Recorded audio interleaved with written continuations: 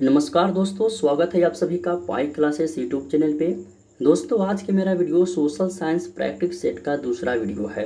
इस वीडियो में आपका सोशल साइंस का 25 महत्वपूर्ण ऑब्जेक्टिव क्वेश्चन दिया गया है, जो मैट्रिक बोर्ड परीक्षा के लिए काफ़ी ही महत्वपूर्ण है। सारा प्रश्न आपका एग्जाम टाइप प्रश्न है, तो आप इस वीडियो को शुरू से अंत तक देखिए और सारे प्रश्न को याद रखें यदि आप इस बार मैट्रिक परीक्षा की तैयारी कर रहे हैं तो चलिए देखते हैं आज का पहला क्वेश्चन। जल्दी से इस वीडियो को लाइक कर दीजिए। चैनल पर पहली बार आए हैं तो चैनल को भी सब्सक्राइब। देखिए, पहला क्वेश्चन है कि राष्ट्रीय महिला आयोग अधिनियम किस वर्ष बना। क्वेश्चन काफ़ी महत्वपूर्ण है, परीक्षा में पूछा गया क्वेश्चन है। तो सबसे पहले आप समझिए कि राष्ट्रीय महिला आयोग अधिनियम जो है यह एक आंदोलन है। यह आंदोलन जो है महिलाओं के संवैधानिक हितों और उनके लिए कानून सुरक्षा उपयोग को लागू करती है। राष्ट्रीय महिला आयोग आंदोलन जो है यह महिलाओं को कानून सुरक्षा उपयोग को लागू करती है और यह आंदोलन जो है 1990 ईस्वी में बना। ठीक है, तो सभी लोग समझ गए होंगे कि राष्ट्रीय महिला आयोग अधिनियम जो है यह आंदोलन है और यह क्या करती है तो महिलाओं को सुरक्षा प्रदान करती है और यह आंदोलन 1990 ईस्वी में बना। ठीक है, तो इसका आंसर क्या हो जाएगा, ऑप्शन ए होगा। यह परीक्षा में पूछा गया प्रश्न है, तो आप इसे याद रखिएगा। चलिए अगला क्वेश्चन देखिए दूसरा क्वेश्चन पूछा गया है कि निम्नलिखित में कौन प्राकृतिक आपदा है। पहले समझिए दोस्तों कि प्राकृतिक आपदा हम कहते किससे हैं। तो प्राकृतिक आपदा हम उससे कहते हैं जो प्रकृति के द्वारा जो घटना घटेगा उसे हम प्राकृतिक आपदा कहते हैं। जैसे हो गया भूकंप हो गया, बाढ़ हो गया और सुनामी हो गया, ये सब जो है आपका प्राकृतिक आपदा में आएगा। और रेल दुर्घटना हो गया, जिसम हो गया, आतंकवाद हो गया, ये सब जो हो गया एक्सीडेंट वगैरह हो गया, ये सब आ गया मानव जनित आपदा में, क्योंकि मानव के द्वारा जो घटना घट रहा है वो घटना मानव जनित आपदा कहलाएगा। तो रेल दुर्घटना, रेल को भी आपका मानव ही बनाया है, तो रेल दुर्घटना जो होगा या मानव जनित आपदा में आएगा। और प्राकृतिक आपदा में कौन आएगा, तो जो प्रकृति के द्वारा जो घटना घटेगा, जैसे भूकंप आना, कोई मनुष्य के हाथ में नहीं है कि वो जब चाहेगा जब वो भूकंप कहेगा कि चलो इस तरह को हम भूकंप लाने वाले हैं, तो ये कोई मनुष्य के हाथ में भूकंप नहीं है, सुनामी नहीं है, वो जब चाहे जब ये सब घटना घटित कर सकता है। ये सब प्राकृतिक है। ठीक है, तो ये सब हो गया प्राकृतिक आपदा। और जो मानव के द्वारा घटना घटेगा वो मानव जनित आपदा होगा। तो सभी लोग को अंतर पता चल गया होगा कि मानव जनित और प्राकृतिक आपदा क्या है। ठीक है, तो क्वेश्चन नंबर 2 का सही आंसर ऑप्शन सी होगा। चलिए आगे बढ़िए, क्वेश्चन नंबर 3 में आइए। देखिए, क्वेश्चन नंबर 3 में पूछा गया है कि कृषि सुखाड़ होता है। यहाँ पर कृषि भी नहीं, डायरेक्ट पूछेगा सुखाड़ होता है। तो कृषि सुखाड़ जो है यह जल के अभाव में होता है, यानी कि जल के कमी में होता है। अभाव माने कमी होता है, तो कृषि सुखाड़ जो है यह जल के कमी में होता है। यानी क्वेश्चन नंबर 3 का सही आंसर ऑप्शन ए होगा। चलिए आगे बढ़िए, क्वेश्चन नंबर 4 देखिए चौथा क्वेश्चन में पूछा गया है कि बिहार का कौन सा बाढ़ग्रस्त क्षेत्र है। तो बिहार के जो उत्तरी बिहार यानी कि उत्तरी क्षेत्र है बिहार का, जो वह क्षेत्र बाढ़ग्रस्त क्षेत्र है। यानी इसका सही आंसर क्या हो जाएगा, ऑप्शन डी। और बिहार को शोक नदी किसे कहा जाता है, तो कोसी को जो है बिहार को शोक नदी कहा जाता है। उसी नदी के कारण आपका उत्तरी बिहार जो है बाढ़ग्रस्त क्षेत्र है। यानी इसका सही आंसर हो जाएगा ऑप्शन डी होगा, उत्तरी बिहार होगा। ठीक है, चलिए आगे बढ़ते हैं। क्वेश्चन नंबर 5 में पूछा गया है कि सूखे से बचाव का एक प्रमुख तरीका है, वह कौन तरीका है। ऑप्शन पढ़िए, नदियों को आपस में जोड़ देना, ऑप्शन बी है वर्षा जल को संग्रह करना, और ऑप्शन सी है बाढ़ की स्थिति उत्पन्न करना, और ऑप्शन डी है इनमें से कोई नहीं। तो क्वेश्चन नंबर 5 का सही आंसर होगा जो वर्षा की जल है उस जल को तालाब के रूप में उसको संग्रह करना है, पोखर के रूप में उसे संग्रह करना है। ठीक है, तो यह हो गया सूखे के बचाव का एक तरीका। ठीक है, तो इसका सही आंसर ऑप्शन बी होगा, वर्षा जल को संग्रह करने की इकट्ठा करना। ठीक है, चलिए आगे बढ़िए, क्वेश्चन नंबर 6 में ये देखिए छठा क्वेश्चन पूछा गया है कि सत्ता में साझेदारी किस व्यवस्था के सर्वश्रेष्ठ रूप से संभव है। तो सत्ता में साझेदारी की जो व्यवस्था है सर्वश्रेष्ठ या किस रूप से संभव है। पहले समझिए कि सत्ता में साझेदारी क्या है। ठीक है, पहले समझिए कि सत्ता में साझेदारी क्या है।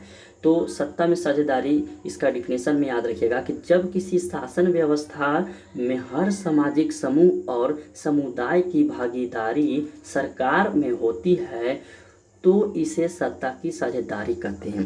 याद रखिएगा, सत्ता की साझेदारी किसे कहते हैं? जब किसी शासन व्यवस्था में हर सामाजिक समूह और समुदाय की भागीदारी सरकार पे होती है तो इसे सत्ता की साझेदारी कहते हैं। लोकतंत्र का मूल्यांकन सत्ता की, इसके आपका जो लोकतंत्र का मूल्यांकन है इसे सत्ता की साझेदारी भी कहते हैं। और इससे जो है सत्ता की साझेदारी की जो व्यवस्था में जो सर्वप्रथम जो श्रेष्ठ रूप से संभव है वो संभव आपका क्या है? तो लोकतंत्र है। तो आपको इसमें 2 क्वेश्चन बताए हैं। सत्ता में साझेदारी का डिफिनेशन याद रखिएगा, ये सब पूछ सकता है दोस्तों, ठीक है। तो आप इसे भी याद रखिएगा और पूछेगा कि इस व्यवस्था में जो सर्वश्रेष्ठ रूप से संभव है सत्ता में साझेदारी की वो आपका लोकतंत्र है, ठीक है। तो इसका सही आंसर क्या हो जाएगा? ऑप्शन बी होगा। चलिए आगे बढ़िए। क्वेश्चन नंबर 7 में देखिए, क्वेश्चन नंबर 7 में पूछा गया कि निम्नलिखित व्यक्तियों में कौन लोकतंत्र में रंगभेद विरोध नहीं थे? इनमें से कौन सा व्यक्ति जो है वो लोकतंत्र में रंगभेद विरोध नहीं थे? तो मार्टिन लूथर किंग। अब इनके बारे में कुछ जानते हैं, मार्टिन लूथर किंग के बारे में कुछ जानते हैं। इनका पूरा नाम है doctor Martin Luther king junior, ठीक है। इनका पूरा नाम क्या है? Doctor Martin Luther king junior. इनका जन्म हुआ था दोस्तों 15 जनवरी 1925 ईस्वी को इनका जन्म हुआ था। इनका मृत्यु डेट आपका है 4 अप्रैल 1968 ईस्वी। जन्म हुआ 15 जनवरी 1925, मृत्यु हुआ 4 अप्रैल 1968 ईस्वी। और जो मार्टिन लूथर है इन्हें अमेरिका का गांधी भी कहा जाता है। तो आप इसे भी याद रखिएगा कि मार्टिन लूथर को अमेरिका का गांधी भी कहा जाता है, ठीक है। तो देखिए इनसे संबंधित हम 3 प्रश्न बता दिए हैं, तो वो आप लोग याद रखिएगा, जन्म और मृत्यु, और इन्हें अमेरिका का क्या कहा जाता है? तो गांधी कहा जाता है, ठीक है। तो ये तीनों आप जो बताए हैं क्वेश्चन आप इसे भी याद रखिएगा। चलिए आगे बढ़िए। क्वेश्चन नंबर 8 में आइए। क्वेश्चन नंबर 8 है कि क्षेत्रवाद की भावना का एक कुपरी नाम है। क्षेत्रवाद की जो भावना है का एक कुपरी नाम है वो क्या है? तो आपका अलगाववाद है। क्या है? अलगाववाद, यानी इसका सही आंसर हो जाएगा ऑप्शन डी होगा। चलिए आगे बढ़िए। क्वेश्चन नंबर 9 देखिए, क्वेश्चन नंबर 9 में पूछा गया कि जाति के आधार पर सामाजिक विभाजन किस देश की सामाजिक व्यवस्था का अनूठा उदाहरण है? तो जाति के आधार पर दोस्तों यह जो है सामाजिक विभाजन जो है ये किस देश की सामाजिक व्यवस्था का अनूठा उदाहरण है? तो आपका वो चीन का। किस देश का? तो चीन देश का है, ठीक है। तो क्वेश्चन नंबर 9 का सही आंसर क्या हो जाएगा? ऑप्शन सी होगा, चीन देश हो जाएगा। चलिए आगे बढ़िए। देखिए क्वेश्चन नंबर 10। क्वेश्चन नंबर 10 में पूछा गया है कि महिलाओं को मतदान का अधिकार सर्वप्रथम किस राष्ट्र में दी गई है? क्वेश्चन महत्वपूर्ण है, परीक्षा में पूछा गया है। तो महिलाओं को मतदान का अधिकार जो है ये सर्वप्रथम की सबसे पहला ब्रिटेन में आपका दिया गया है। और कब दिया गया है? तो 1918 ईस्वी को, ठीक है। तो डेट और कहाँ दिया गया है ये भी आप याद रखिएगा। इसका आंसर क्या हो जाएगा? ऑप्शन बी, ब्रिटेन में। कब? तो 1918 ईस्वी में दी गई है, ठीक है। आप इसे याद रखिएगा। चलिए आगे बढ़िए। क्वेश्चन नंबर 11 देखिए, क्वेश्चन नंबर 11 में पूछा गया कि निम्न में कौन पंचायती राज व्यवस्था का दूसरा स्तर है? 4 ऑप्शन दिया गया, इनमें से कौन जो है वो पंचायती राज व्यवस्था का दूसरा स्तर है? तो देखिए पहले समझिए कि पंचायती राज व्यवस्था में जो है ग्राम, तालुका और जिला आते हैं। पंचायती राज व्यवस्था में ग्राम हो गया, तालुका हो गया और जिला आते हैं, ठीक है। इससे कुछ संबंधित बताते हैं आपको, समझिएगा। पंचायती राज व्यवस्था से संबंधित पहले तो बता दिए किसमें कौन कौन सा आता है? ग्राम, तालुका और जिला। तो जवाहरलाल नेहरू द्वारा जो है राजस्थान के नगौरा जिले के बगदरी गांव में, ठीक है। किनके द्वारा? जवाहरलाल नेहरू द्वारा राजस्थान के नगौरा जिले के बगदरी गांव में 2 अक्टूबर 1959 को लागू हुआ ये जो है पंचायती राज व्यवस्था। और यह जो व्यवस्था है ये आपका पंचायती समिति जो दूसरा स्तर है। पंचायती राज व्यवस्था जो है यह किसका दूसरा स्तर है? तो पंचायत समिति का। कब लागू हुआ? तो 2 अक्टूबर 1959 ईस्वी को। और किसने? तो जवाहरलाल नेहरू के द्वारा, ठीक है। तो जितना भी इसमें हम विशेष बताए हैं सभी को आप याद रखिएगा, ठीक है। इसका सही आंसर ऑप्शन सी हो जाएगा। क्वेश्चन नंबर 11 का ऑप्शन सी होगा। जिस समय हम लाइव टेस्ट लेंगे ना तो उस समय देखिए इतना डिटेल्स नहीं बताएंगे, उस समय डायरेक्ट आपको क्वेश्चन का आंसर आपको बताना है और जो गलत होगा हम उसको सही बताएंगे, ठीक है। चलिए देखिए क्वेश्चन नंबर 12, कौन से संशोधन अधिनियम द्वारा सरकार का तीसरा स्तर बनाया गया। तो इनमें से जो कौन सा संशोधन है वो सरकार का तीसरा स्तर बनाया गया है। 71वां संशोधन, 73वां या 59वां या 64वां संशोधन। तो क्वेश्चन नंबर 12 का सही आंसर 73वां संशोधन होगा। ठीक है, कौन सा संशोधन का तीसरा स्तर बनाया गया, तो 73वां संशोधन। इसका सही आंसर ऑप्शन बी होगा। चलिए आगे बढ़िए, क्वेश्चन नंबर 13 में देखिए, क्वेश्चन नंबर 13 में पूछा गया है कि इनमें कौन राज्य की विशेषता नहीं है। जनसंख्या, सरकार या संप्रभुता, इनमें से कोई नहीं। तो इनमें से कौन जो है वो राज्य की विशेषता नहीं है, तो इनमें से जो संप्रभुता जो है यह राज्य की विशेषता नहीं है, यानी क्वेश्चन नंबर 13 का सही आंसर ऑप्शन सी होगा। चलिए आगे बढ़ जाइए, क्वेश्चन नंबर 14 में देखिए पूछा गया है कि बिहार में पंचायती राज संस्थाएं हैं। चलिए बिहार में जो पंचायती राज संस्थाएं हैं वो 1 स्तरीय है या 2 स्तरीय, 3 स्तरीय या 4 स्तरीय, कितने स्तरीय हैं, तो टोटल आपका 3 स्तरीय। ठीक है, बिहार में पंचायती राज व्यवस्था 3 स्तरीय, यानी इसका सही आंसर हो जाएगा ऑप्शन सी होगा। चलिए आगे बढ़ जाते हैं, क्वेश्चन नंबर 15 में देखिए, क्वेश्चन नंबर 15 भी महत्वपूर्ण प्रश्न है। पूछा गया कि संविधान के अनुसार भारत है। दोस्तों संविधान के अनुसार भारत जो है वो राज्यों का संघ है। क्या है, राज्यों का संघ, यानी इसका सही आंसर क्या होगा, ऑप्शन बी होगा। याद रखिएगा, संविधान के अनुसार भारत जो है वो राज्यों का संघ है। चलिए आगे बढ़िए, क्वेश्चन नंबर 16 में देखिए पूछा गया है कि दल बदल कानून निम्नलिखित में से किस पर लागू होता है। पहले समझिए कि दल बदल कानून जो है ये क्या है। देखिए सब्जेक्टिव में पूछेगा दल बदल कानून क्या है, 2 नंबर में पूछ सकता है। ठीक है, तो दल बदल कानून जैसे समझिएगा, समझाने के लिए आपको बता रहे हैं। आप देखिएगा, एक बीजेपी आपका एक है पार्टी और एक कांग्रेस आपका है। ठीक है, एक आपका सी से समझिए कांग्रेस और बीजेपी आपका है। तो बीजेपी की जितना भी आपका विधायक और कांग्रेस के जितना भी विधायक है, तो बीजेपी वाला विधायक कभी चल गया कांग्रेस में, कांग्रेस वाला आ गया बीजेपी में।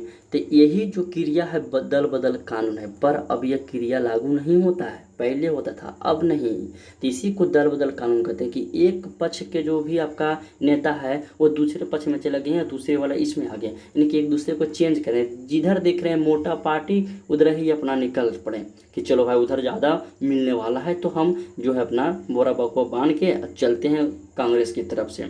तो यह जो है नेता लोग जो दल बदल करते हैं एक पद से दूसरे पद, तो यही आपका दल बदल कानून कहलाता है। और यह जो है किस पर लागू होता है, अभी क्या बताएं, विधायक पर, तो सांसदों एवं विधायकों पर लागू होता है, यानी इसका सही आंसर ऑप्शन ए होगा। क्वेश्चन नंबर 16 का ऑप्शन ए। समझ गए होंगे आप लोग कि दल बदल कानून क्या है। ठीक है, डिटेल्स भी बताएंगे, सब्जेक्टिव क्वेश्चन इसका जब देंगे ना तो उसमें भी हम आपको पूरी तरह से डिटेल्स में बताएंगे। ठीक है, चलिए आगे बढ़िए, 17 नंबर क्वेश्चन देखिए।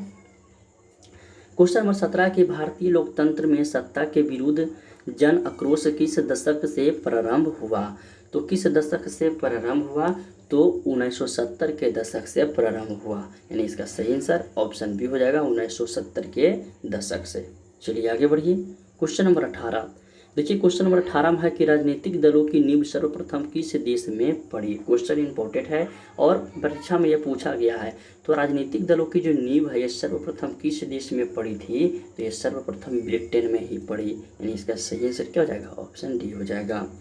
चलिए आगे बढ़िए, क्वेश्चन नंबर 19 देखिए। क्वेश्चन नंबर 19 में पूछा गया है कि किस देश में बहुदलीय व्यवस्था नहीं है। ये भी क्वेश्चन महत्वपूर्ण प्रश्न है। तो किस देश में बहुदलीय व्यवस्था नहीं है, तो वह देश आपका ब्रिटेन है, यहीं आपका बहुदलीय व्यवस्था नहीं है, यानी क्वेश्चन नंबर 19 का भी सही आंसर हो जाएगा, ऑप्शन ए होगा। चलिए आगे बढ़िए, देखिए क्वेश्चन नंबर 20। क्वेश्चन नंबर 20 में है कि चिपको आंदोलन निम्नलिखित में से किससे संबंधित है। चिपको आंदोलन जो है या किससे संबंधित, पहले देखिए आपका सब्जेक्टिव क्वेश्चन में पूछेगा कि चिपको आंदोलन क्या है, इसको परिभाषित आपको करना है। तो चलिए कुछ इसमें हम आपको बता देते हैं। ठीक है, चिपको आंदोलन से संबंधित, तो चिपको आंदोलन एक पर्यावरण रक्षा का जो है आंदोलन है। चिपको आंदोलन पर्यावरण रक्षा का आंदोलन है। यह भारत के उत्तराखंड राज्य से किसानों ने वृक्षों की कटाई का विरोध किया। ठीक है, किसानों जो था वो वृक्षों को कटाई जो करने वाला ठेकेदार वगैरह था उसको विरोध किया, मैंने वृक्ष को काटने के लिए नहीं कहा। ठीक है, तो यह आपका कहाँ से, तो आपका उत्तराखंड राज्य में किसानों ने वृक्षों की कटाई का विरोध किया इस आंदोलन में रेनी गांव के, देखिए यह जो चिपको आंदोलन है, इस आंदोलन में दोस्तों रेनी गांव के 27 महिलाओं ने प्राणों की अपना जो है बलि भी दी, यानी कि प्राणों की भागीदारी बने इस आंदोलन में, ठीक है। और इस आंदोलन के नेतृत्व किसके नेतृत्व में हुआ, तो सुंदरलाल बहुगुणा के नेतृत्व में हुआ। ऑब्जेक्टिव क्वेश्चन में ये पूछेगा, सुंदरलाल बहुगुणा वाला जो भी बताया ना, ये पूछेगा। तो आप लोग याद रखिएगा, चिपको आंदोलन जो है या निम्नलिखित में से किससे संबंधित है, तो पेड़ बचाने से संबंधित है। तो इसका सही आंसर क्या हो जाएगा, क्वेश्चन नंबर 20 का ऑप्शन डी है। पेड़ों को जो भी ठेकेदार था वो काटने के लिए आया था, तो वो किसान वगैरह जो थे वो लोग काटने नहीं देते थे, और महिलाओं लोग जो क्या थे, सब हाथ जोड़ के पेड़ों में चिपक जाते थे, ठीक है। उसी कारण आपका दोस्तों यह आंदोलन में जो है रेनी गाँव के 27 महिलाओं की इसमें जान भी गई है, ठीक है। तो आप लोग ये सभी जो बताए हैं विशेष, ये सभी याद रखिएगा। चलिए आगे बढ़िए। 21 नंबर क्वेश्चन, 21 नंबर है कि लोकतांत्रिक देशों में फैसले एवं निर्णय किसके द्वारा लिए जाते हैं। तो लोकतांत्रिक देशों में जो फैसला और जो निर्णय है यह किसके द्वारा लिया जाता है, तो यह जनप्रतिनिधियों के द्वारा लिया जाता है, यानी इसका सही आंसर जनप्रतिनिधियों के द्वारा होगा, ऑप्शन सी। चलिए आगे बढ़ जाइए। क्वेश्चन नंबर 22, देखिए क्वेश्चन नंबर 22 में पूछा गया है कि इनमें से कौन एक लोकतांत्रिक समस्या नहीं है, इनमें से कौन एक लोकतांत्रिक समस्या नहीं है। मुद्रा का अवैध आगमन, ऑप्शन बी है राष्ट्रीय अखंडता, ऑप्शन सी है आतंकवाद क्षेत्रवाद। तो इसका सही आंसर क्या होगा, क्वेश्चन नंबर 22 का ऑप्शन बी होगा, राष्ट्रीय अखंडता होगा। यह जो है लोकतांत्रिक समस्या नहीं है। चलिए आगे बढ़िए। 23 नंबर क्वेश्चन, 23 नंबर में है कि लोकतंत्र के मार्ग की सबसे बड़ी बाधा क्या है। देखिए ये भी क्वेश्चन महत्वपूर्ण है और परीक्षा में पूछा गया है। तो लोकतंत्र के मार्ग की जो सबसे बड़ी बाधा है वो बाधा आपका अशिक्षा है, यानी ठीक है, यानी कि पढ़ा लिखा नहीं है, अशिक्षित, ठीक है, अशिक्षित जिसे बोलते हैं ना वो है। तो इसका सही आंसर क्या होगा, ऑप्शन बी होगा। चलिए आगे बढ़िए। क्वेश्चन नंबर 24 है, पूछा गया कि लोकतंत्र जनता का जनता के द्वारा तथा जनता के लिए शासन है, यह कथन है।